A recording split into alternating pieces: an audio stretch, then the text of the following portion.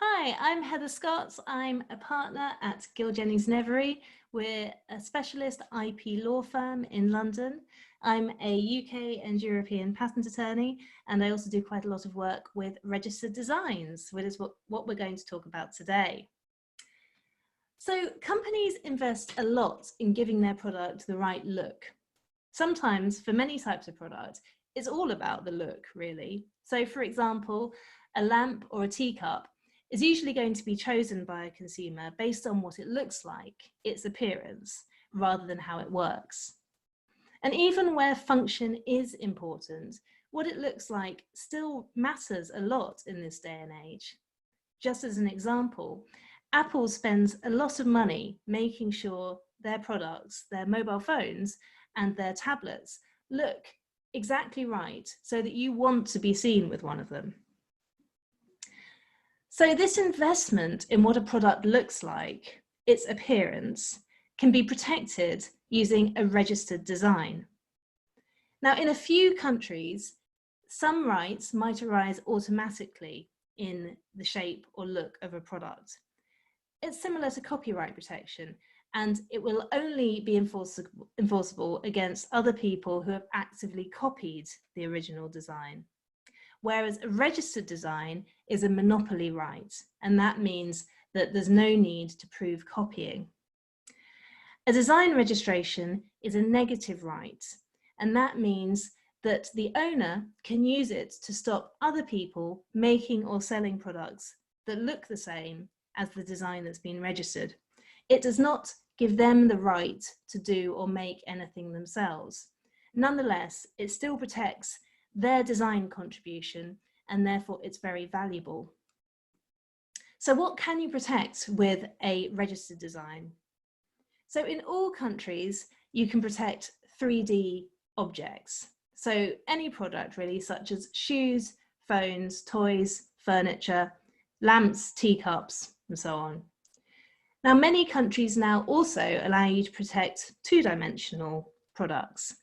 And here I'd include examples like graphics. So logos can be protected by designs as well as trademarks, and also graphical user interfaces, icons on computer display screens, and also more physical things such as fabric patterns and the ornamentation that might exist on the surface of an object. Typefaces and fonts are further good examples. Now, why register your design? It does cost money, so what are the benefits? Well, the first one is to block competitors from making products that look the same as yours, and that will help protect your market. Secondly, it's to increase your company's valuation, because a registered design is a valuable asset in its own right. For example, you could choose to sell it. You can also gain licensing revenue. So if you are happy to let other people make and sell products that look the same as yours, then you can charge them royalty fees. How do you go about getting a registered design? Well, the criteria for doing so do vary between countries, but at a very general level, they have some similar requirements. First of all, novelty. And this means that the design that you want to register has not already been disclosed to the public in a non-confidential way, and that could be by you or by a third party. Secondly, individual character, and that means that the design is sufficiently different from similar known designs. In the UK and Europe, the test there is whether it creates the same overall impression as a previous design or not. So what does that mean in practice?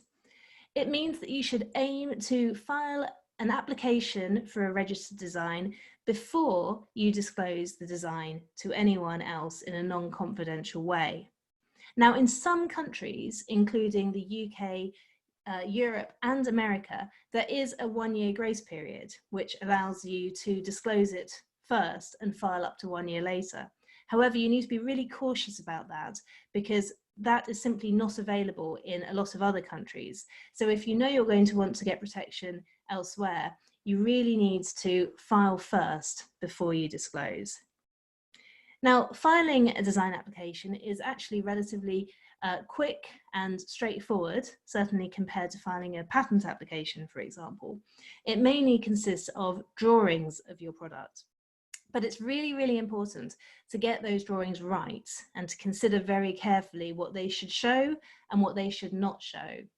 And that's because the drawings define the scope of protection that your design registration will give you. So I'd really recommend getting advice from a patent attorney who will also be qualified to advise on designs early on, so that you can get those design applications prepared and filed before you need to disclose it. If you'd like to find out more information about designs or any other type of intellectual property, you can do that on our website, which is www.gje.com. Feel free to email me, heather.scott@gje.com, or connect with me on LinkedIn. Thanks very much.